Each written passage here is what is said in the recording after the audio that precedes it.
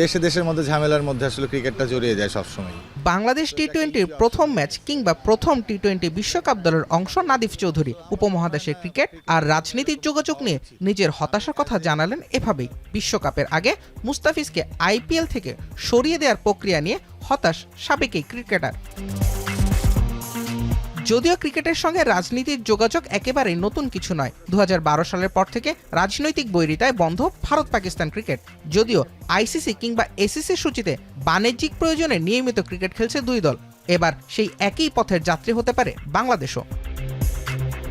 Board যেটা decision নিয়েছে খুবই সুন্দর, এবং গভর্নমেন্ট থেকেও দেখবেন যে সুন্দর একটা জানাইছে, ইনফরমেশন দিয়েছে। তো সব মিলে আমি বলবো যে খুবই ভালো ডিসিশন। একজন খেলোয়াড়কে যদি আপনি সিকিউরিটি দিতে না পারেন একটা দেশে, বাংলাদেশ টিম ওয়ার্ল্ড কাপ খেলতে যাবে এবং 25 জন থেকে 30 জনের একটা স্কোয়াড থাকে, এতজন খেলোয়াড় যাবে, তো সেইখানে এতগুলো মানুষের আপনি তখন কীভাবে দেবেন? একটু তো খারাপের দিকে যাচ্ছে, বাট আমার মনে হয় হওয়া উচিত না এটা। মানে ক্রিকেটের সাথে তো আসলে এসব মেলানো একদমই ঠিক না, যেটা পাকিস্তানের সাথে হয়েছে। পাকিস্তানের প্লেয়াররা তো কিছু করে নাই।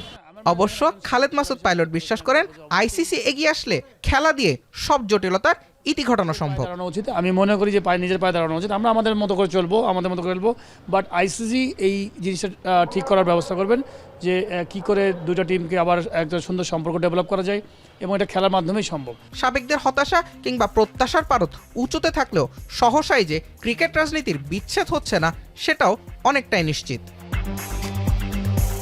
জুবায়ের আহমেদ, এখন, ঢাকা।